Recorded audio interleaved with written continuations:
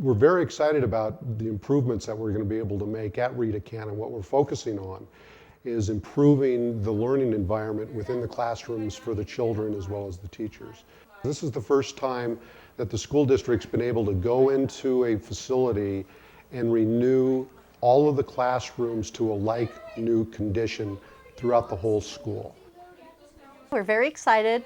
School gets out at 1:20 on the 13th and at 1:30 on the 13th. A whole team of people are coming in to totally clear out our school. The teachers will have their rooms entirely packed. Rooms have to be emptied top to bottom. Everything must go because they're going to start right away the next week by ripping out all the carpets in all the rooms and all the flooring. So everything has to be entirely moved out.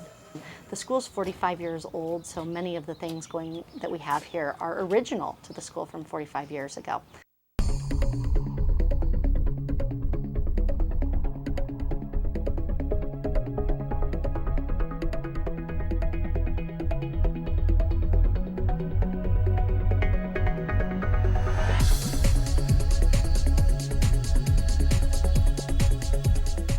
As you're aware, this project at Rita Cannon is a pilot, and what we're doing is we're really testing how this type of a project can be performed in a school that's got a limited amount of time for us to be able to get in there while the kids are out. There really is about 6 weeks that they have. We usually only have a 4-week break.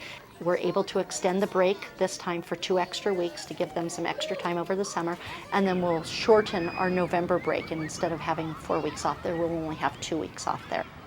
But it really needs to happen that quickly. The teachers are slated to come back on the 6th week. We will have all of our meetings off campus on the Monday, Tuesday, Wednesday workday. On the Wednesday before school starts, they will move in all the furniture, and the teachers will be back in and allowed to be back in the building hopefully on Thursday and Friday to set up for instruction the following Monday. From what we learned here at Cannon, with funding made available to be able to go to other schools throughout the district and do the same type of renovation, we've got 20 schools that are identical, virtually identical to Rita Cannon. So when we talked about, this was a committee based with the community and with all different people from different positions in the district, classified employees, speech pathologists, secretaries, librarians, teachers, principals, itinerant personnel.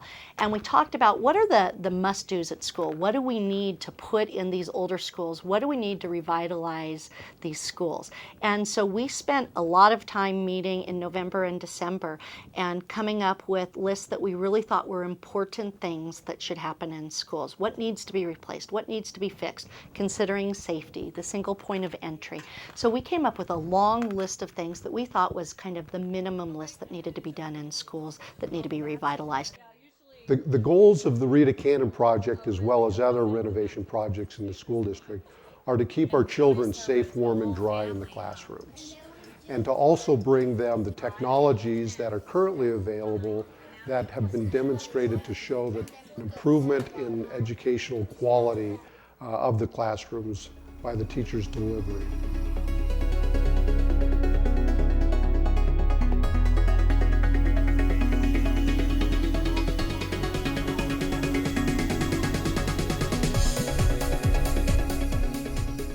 A number of the things that they're going to do during this remodel time, they're going to replace all the flooring. So our carpets and our tiles and our linoleum will all be pulled up and replaced. They're also going to, we have very old plumbing, our fixtures, our sink fixtures, many of which drip constantly, and the sinks themselves are stained beyond repair, and the cabinets that house those things are very antiquated, old, falling apart, hardware's old. We've replaced them about as many times as we can.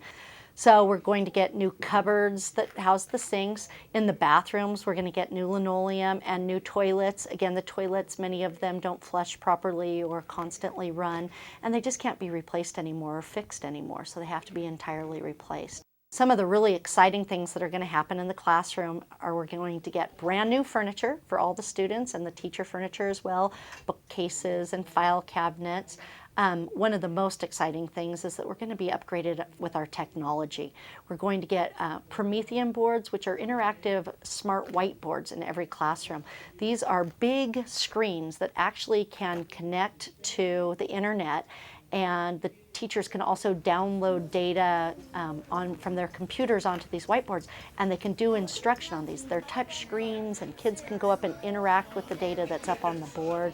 We're also going to get what's called tackable walls on all the walls in our room. So everything that's not already covered with bookshelves or cubbies will have tackable walls. And what that is like putting bulletin boards all over the room.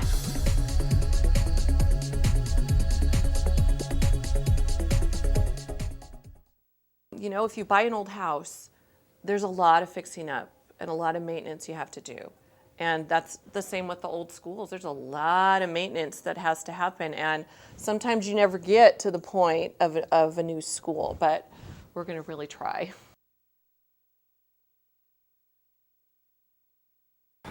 We've got whole areas around the school that have no fencing. If you look here, this is all completely open. So what we're going to do is tie this fence into the building so that nobody can just walk down this way and walk directly into the school. Again, we're going to funnel them. They have to go through the front door and sign in. We're going to rearrange the entire office here and put a couple of kind of like bank teller windows here. We're going to have electric locks on the door, so as people come to visit the school, in order to get into the school, they're going to have to stop and actually physically sign in. Right now, most of these schools, because of the way they're laid out, people come and go without actually control. So we want to know who's on the school and give them permission to come in. We should have complete control of who's in our building and know who's here, who's where, and know that all of our children are safe. On this school, we've already actually replaced all of the door hardware here so that it's a lever handle rather than a little round knob, so it's ADA compliant. But more importantly, what we've done is we've changed the whole locking mechanism so the teacher can actually lock this door from the inside.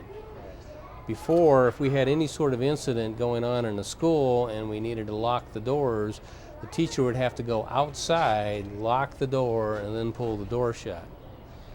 So you can see you have to be outside here to lock this door up and then go back inside with the children during a lockdown.